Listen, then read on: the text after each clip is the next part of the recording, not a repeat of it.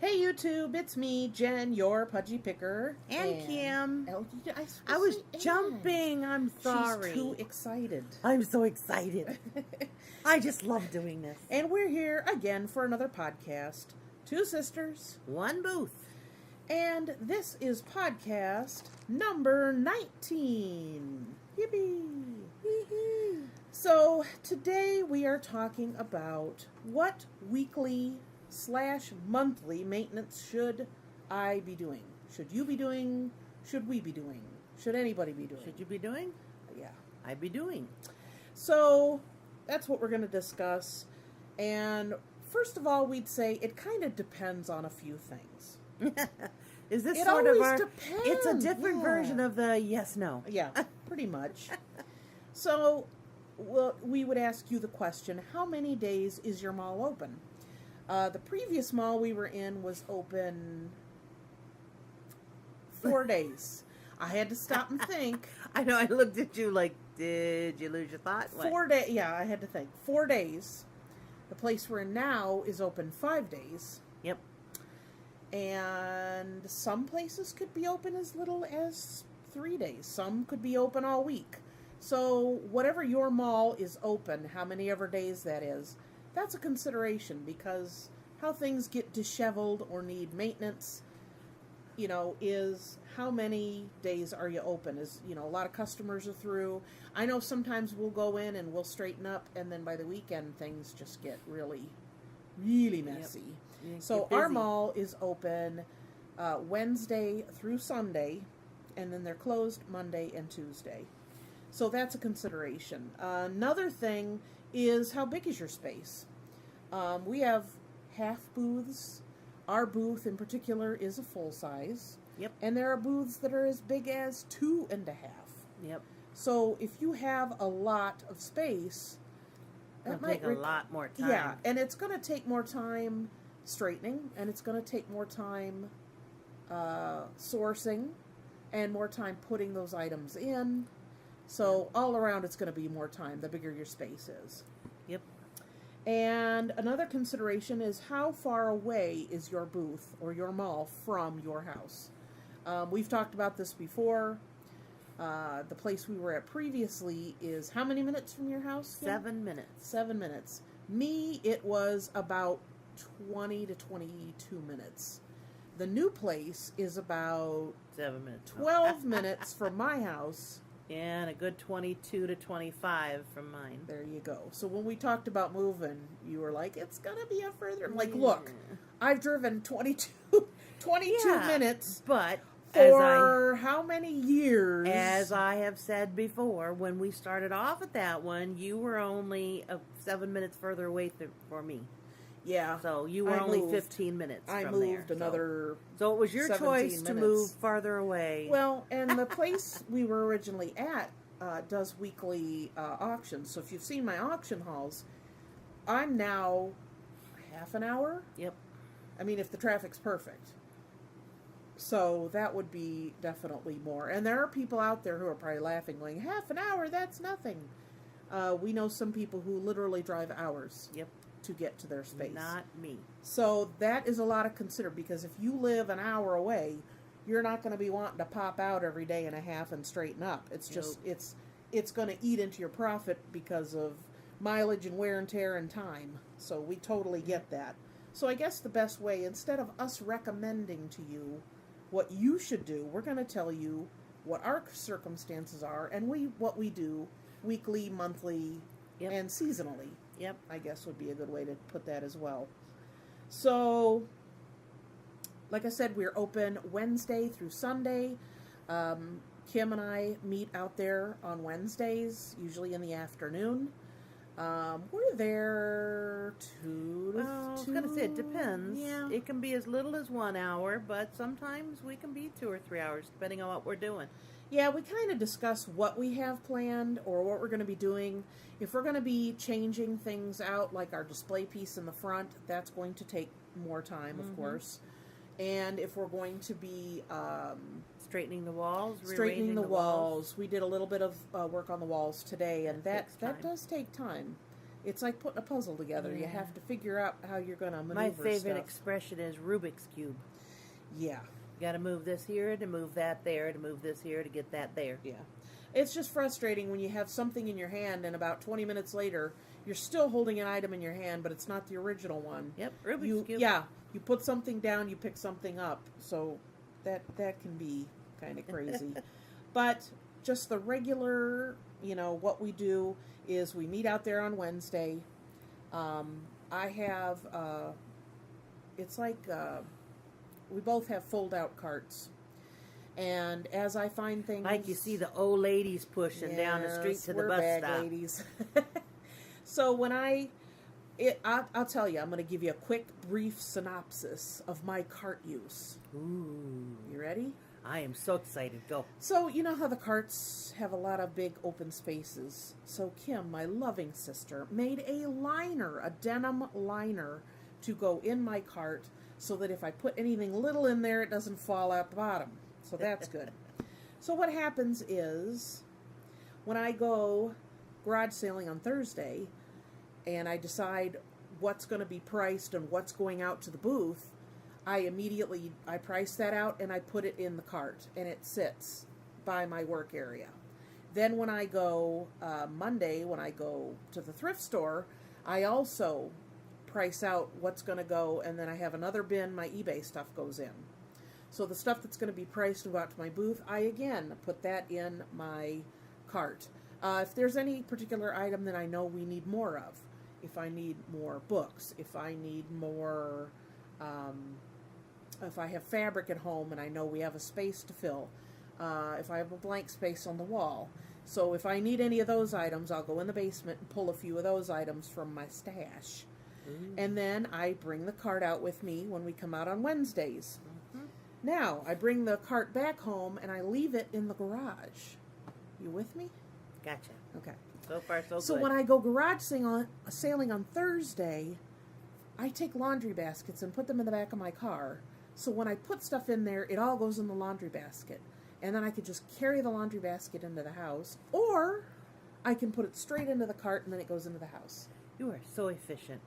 I tell you, that cart, I use it all the time. Not just to bring my stuff out on Wednesdays. Oh, you should have saw her many uses of many items before she got the cart. Oh, my goodness. Are you going to tell on me? Oh, I think the funniest one, though, that I got the biggest kick out of was... Hey, that was free. I don't want to She had a big plastic bin, and it was plastic, of course. So what do you do with plastic? You just shove it around. She cut holes in it and stuck some ropes through it, and she would drag it in. She'd unload her car out by this is at the other store. Yeah. She would unload and bring it inside the door, park her car, come in, and then just grab that rope and drag it down the aisle. Yeah, and they had like the indoor-outdoor carpet, so I mean, it was, I wasn't like leaving sparks, like a car after having a blowout on the freeway or anything. I just expected you to combust with all the static electricity in your region there. That's why my hair looks the way it does, huh? So, yeah, I mean, you have to have some kind of way of taking your stuff out, and I guess that's a good way to discuss that would go with this subject, is you need a cart with wheels. If you have a smaller, some of the old bag lady carts are kind of small. Yeah. And if that's all you need, or you have a smaller space, or you sell small things, get they have those collapsible hampers. Yeah. That, you take them out of the thing and they go sprawling and then they're open. Yep. That would be fine. There's a lot of different ways you can do it, but having something in your house ready to have things put in it to go out, then when you go to leave to go out to do your maintenance and restocking, it's just a matter of throwing it in the car. Yep. That's a big help. Easy. Yeah, so on Wednesdays, before we go out, I'm not usually scrambling. I usually have everything priced, and it's ready to go. So it's just a matter of throwing that in the car, and off I go. So when we get out there, we usually put out what we're bringing out first. So we restock first, because we've discovered it's kind of silly to straighten up and fill in all the spots, and then we have more junk to put out. I mean, stuff. Yep. Then you got to move it all around again. Yeah, so that's usually the first thing we do is if we have things to go out or to be put on the shelves or on the wall, we do that first. Yeah. Excuse me. So after that, then we straighten. We have certain areas that we need to restock. We have a earring spinner, so if there's any empty spaces there, I usually fill it in from the bottom up so that I put the new stuff up on top. We usually check around on the floor because usually somebody bumps it and some fall on the floor. Oh, somebody always bumps it. Me. I give her the bag to refill it. She'll put one out and knock over two three, more, and yeah. it's like, you're going to be doing this the whole time we're here. I can see that. Ugh. So also fabric. Sometimes you go in and the fabric looks like a bomb went off, which is good because that means Yep, people are digging through it. So we have to straighten that up. We also, if somebody was going to buy something and then change their mind and another vendor just sets it in your booth, you have to put it kind of back where you had it or where it goes. So that's a lot of straightening as well. What else do we do? We have stuff hanging up. So if there's any empty spaces, we can kind of rearrange that so that there's, all of our cup hooks that are hanging up high are full and have interesting things hanging up. Oh, and of course, you want to make sure that everything is not collecting 2 inches dust. So especially like we have that glass shelf in the front there. It's right on the aisle, so that's where all the traffic is, so they do kick up a lot of dust along the way. So you got to make sure that, we dust that off every so often. Today, you told me to put some stuff on that little shelf, and I used my finger to clean the shelf off because I didn't bring my duster with me.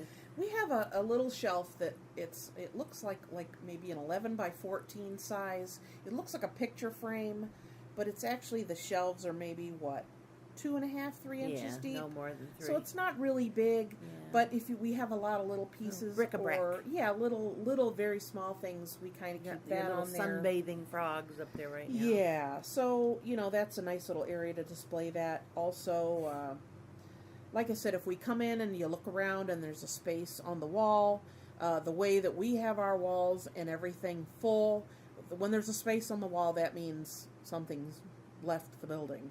So we go ahead and, I also bring out extra things to hang on the wall, and I have them on the floor kind of leaning against the wall in one spot.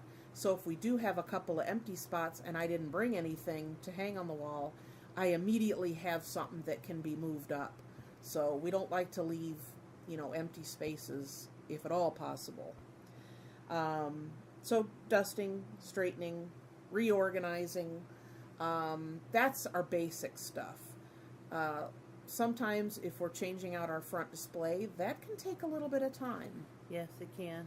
Especially if we are pulling items from a certain area in the booth that we have to take off what is on the shelf and either pack that away or put it somewhere else in the booth. And that's a bit of a maneuvering. It is, because, even if you grab everything and just say, oh, this will fit our theme and this will go there, but then it takes the time to arrange it so it's pleasant to look at. And that in itself can take time.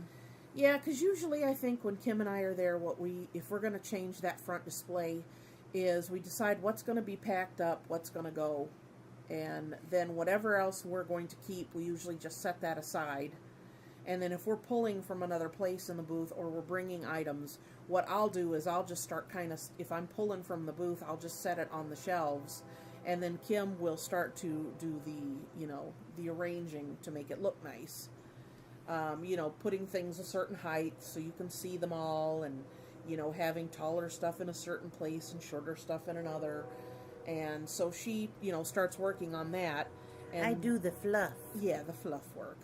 And then, once those items are pulled, then you have to kind of re-straighten where they were, or the stuff that was on that display that's going to go back into the booth, you kind of have to fill that back in. And think about it, too, we forgot to mention this on one of the depends on. If there's one of you, it's going to take you twice as long as what Kim and I can do when it's two of us. Yep. And there's a few weeks if, Kim's working at her other job or she's got something going on, then it's just me. So it may take me a little bit longer. Well, plus we talk, so that does take a little while. But I mean, if it's just you and you don't have, a partner or somebody working with you, that can make it a little bit more time consuming to, move things around and fluff it and straighten and dust and, do all that yourself. You go get the ladder out of the back far corner of the store. Yeah. And then have to walk the ladder back to the far corner of the store. Yeah. So that's, there's those contingencies. So that's what we do on Wednesdays. We come in, we straighten, we restock. Our booth is comfortably full. So it's not like every week we're bringing out 2 huge carts heaping of stuff. I had very little today. I had a piece of furniture that had to go in the back room, and I had 2 pictures that had to be hung up on the wall, and I had a couple handfuls of fabric that, of course, Kim had to look through them first. I'm sitting here looking at the 2 pieces she pulled. I only took 2 this time. Yeah, that's pretty good. So, put that stuff out. What else did I have? That's about all I had to come out. I didn't have a lot this time. But we're comfortably full. If you're first starting, you're going to be bringing a decent amount out. Yeah. Probably for the first 6 months, you're going to be bringing out a lot of stuff. If you can. Yeah, then you get to a certain part, like in the summer, you got a little bit of a slowdown. So, and you don't want the booth, of course, to be so stuffed. You can't even move one thing without 10 other things dominoing on you. So that's what we do on Wednesdays. Now, and let's just make the note that the reason we choose Wednesday is because it's twofold. One is we're cleaning up after the weekend, and the other thing is we're straightening it up before the weekend.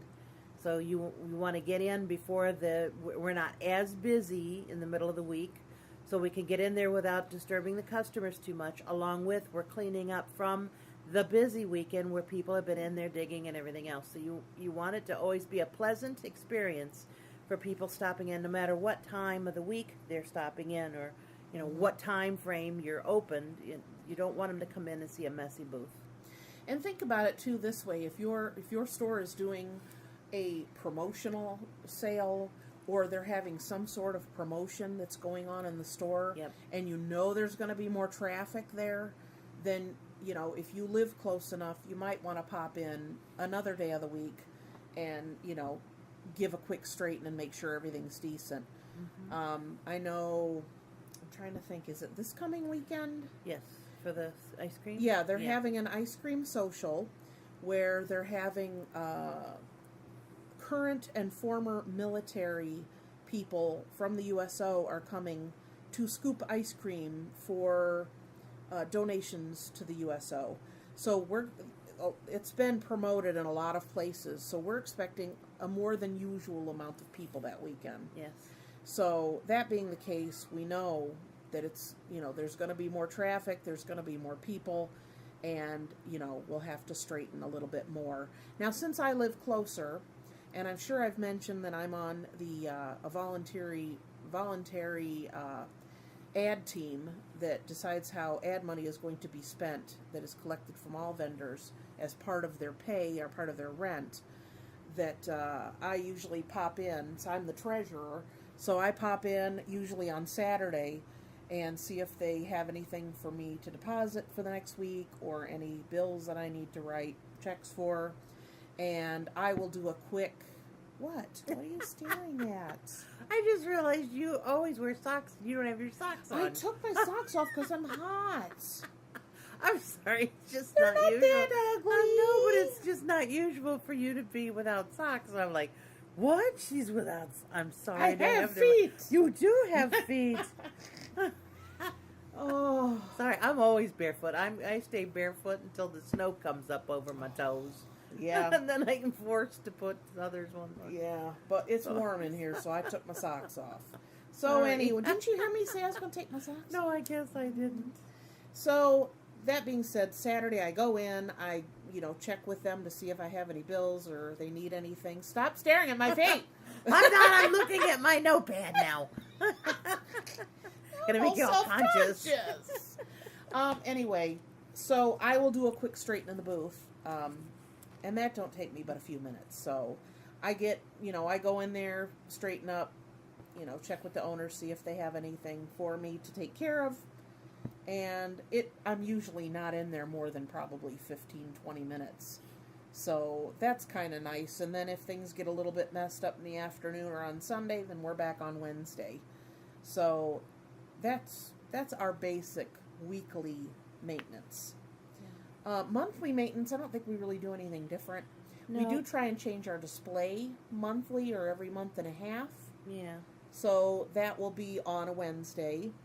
And our mall, which is awesome, will do what they call restocking days. And they will have the manager come in and open the store for vendors only. And they usually do it on a Monday when there's no customers in the store.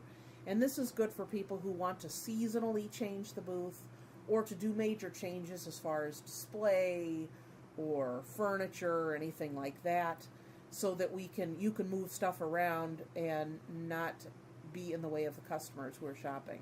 Yeah, because when you think about it, you're already full in your spot, and everybody around you is full in their spot. When you go to move something big, you got to pull it into the aisle, and the aisle is only how wide? 5 feet. 5 feet wide. It seems like a lot, but believe you me, it's not. Yeah. It's just enough for two people to pass. Yeah, and if I have a cart, I have my cart with my stuff in it, and then somebody's trying to squeeze by in a wheelchair, it can be a tight squeeze. Yep. So if you have to pull something big out of your booth, it's hard to do when there's customers in the store. Yeah, and whenever we're straightening or doing anything in our booth, when we have a customer step in, we step out. And that does take a certain amount of extra time too. Yeah. Because if you look like you're really busy and you're moving stuff around, customers won't even step into your booth. And if you're in there a couple of hours, that's going to kill a lot of shopping time. Yep. So customers first, just step out of the way. We usually don't wear our name tags, or we don't have special clothes that we wear if we're just restocking. So a lot of times they don't even really notice that, we're restocking. Mm-hmm. So that works out. We should wear them, though. I know. We're supposed to wear our name tags. Because, then you see someone with an armful of stuff, you're like, hi, can I take that stuff from you? They're like, no, I want to buy this. So our next restocking day is September 11th. And they open the store, it's like 1 to 9. I was going to say, it's a little after lunch usually. Yeah, and sometimes they'll order a couple of pizzas, or they'll have people bring in side dishes. Potluck or something. So that, it's kind of nice. But, you can really move some heavy stuff around your booth if you want to.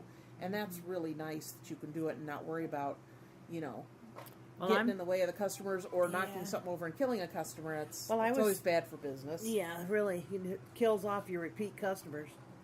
I was thinking, I hadn't said to you, but if I'm not working, or even if I am off, to try to come in later. But I want to go through like those bottom shelves and that, and pull the stuff that's not moving off of there and take out a lot of... I have some stuff in there that's been there a little while. We also talked about replacing our brown shelves. Yes. With permanent mount to the wall shelves. Yes. And the only time we're going to be able to do that is on a restocking day. Yeah. So September 11th is our next restocking day. And then I think they said like a few days or so after Halloween, they're going to have another restocking day. To switch over holiday stuff again. Yes. Yeah. So... And then once they do that, and they know a lot of people brought in, maybe seasonal items or that type of thing, then on our Facebook page and on the Facebook ads, we can say, hey, we had a huge restocking day. People brought in lots of this, that, and the other, and you got to come and check it out. And so it's a good way for everybody to know that there's been a big refresh of the store. Yeah. And I would say probably 90% of the vendors are there and moving stuff around and doing things in their booths. So it's not like they open up the store and nobody comes. Yes. So that's really good. The turnout. A lot of times the only bad thing is they run out of carts for bringing stuff in. Yeah. or ladders or hammers or things like that, because everybody's doing that at Yeah. once. That's where our kits from last week, or 2 weeks ago, when that comes in handy. Yeah. So that's restocking. You hear a days are lot of awesome. hammering and banging, and I've even heard sawing on those days. Yep. And it's funny. I mean, the previous place we were in, the management and owners never. I don't think anybody really Never. thought about. I don't think it was ever really a thought about. They asked Did they? the owner, and he said, Mm, "I'm here 4 days a week. That's enough."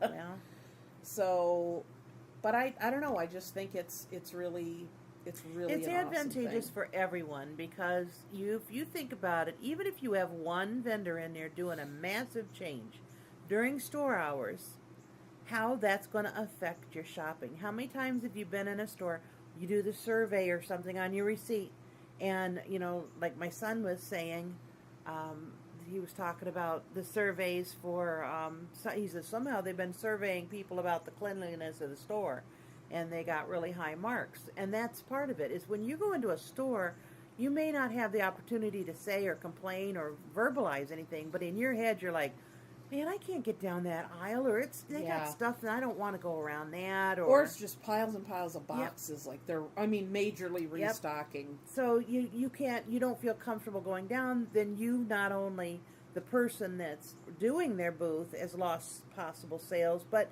you're affecting people that are around you possible sales.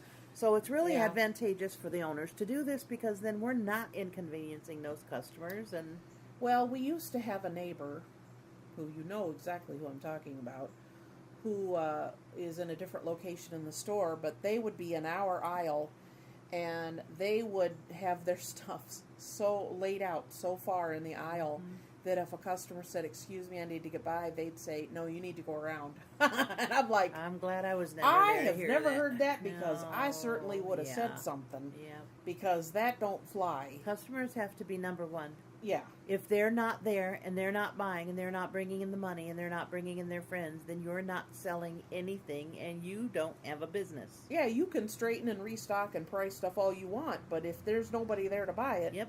it's kind of a moot point. Yep. So, yeah, you just don't do that.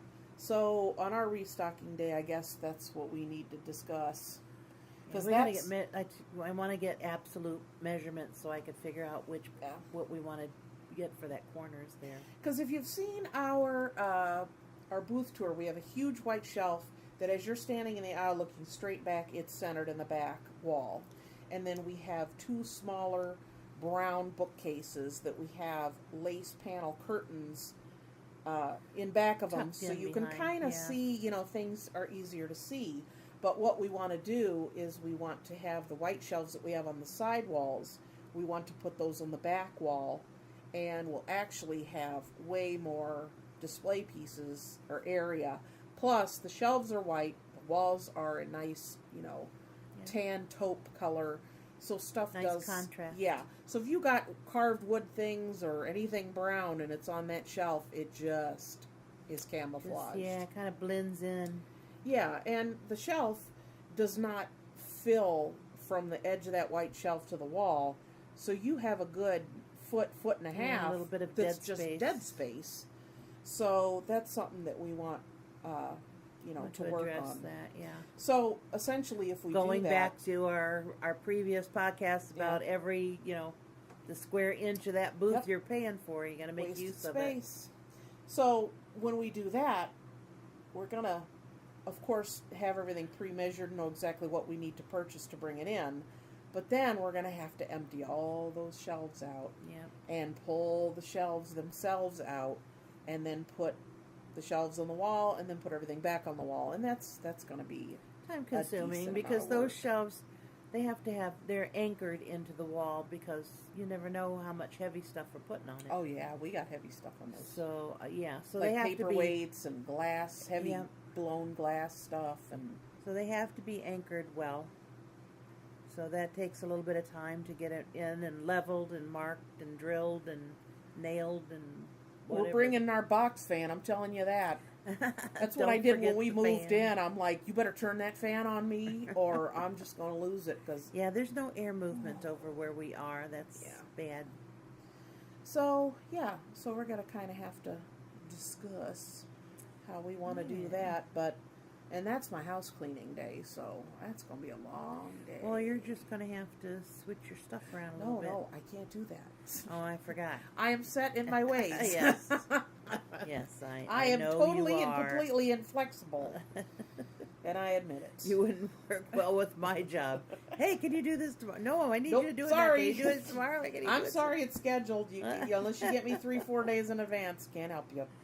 Oh, So my. there's a lot of different extenuating circumstances and different situations that vendors have that will dictate what schedule of maintenance will work best for you. But the best thing I guess we can say is no matter what you decide to do, be consistent. Yes. Make sure you're restocking and you're straightening and you're dusting. Customers notice that stuff. Yes, they do. And if they go by your booth and it looks like a museum and not a store, they're going to keep on walking. Yep, they don't see movement. They don't see new stuff. They just don't even bother. So, that's important. So, and like I said, if you're having a theme in the front and you're pulling stuff that you've had a while and it hasn't sold, it's going to sell because it's displayed in a cohesive way where it's all kind of staged and it's all the same theme, and that encourages people to buy. So, you need to, like we talked about last week, keep things fresh, keep things moving, and definitely, the restocking days are awesome. In fact, Kim and I always make sure that we tell, the owners every time they have it, we really appreciate this. Thank you. It really helps our business. Mm-hmm. So, and they appreciate that feedback. In fact, usually when they have them, and they definitely do it now, is they'll do a sign-up sheet and say, please sign in, because they want to make sure that, is it this worth is them to open the store, take the time, play the electricity, electric? and, so they want to make sure that what they're doing is effective, because if they're doing it and only 3-4 vendors are showing up, or mostly people come at a certain time or an afternoon or mostly in the morning, it kind of gives them the idea of if they do need to tweak their schedule a little bit, that they can do that. So that's really awesome. Yeah, so it's a good thing all the way around for us and for them. It is, and I think it's not just to benefit us. It does truly benefit the store. And it, I don't know if you've mentioned, I don't think you have, not on this anyway with me.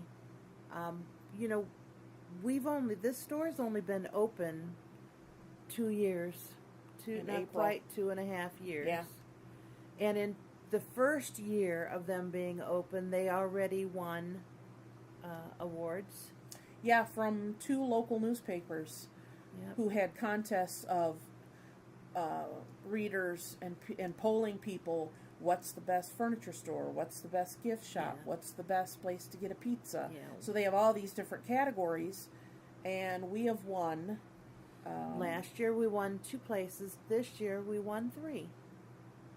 So I mean, in 2.5 years, even just to do that in the first year is almost unheard of. Yeah.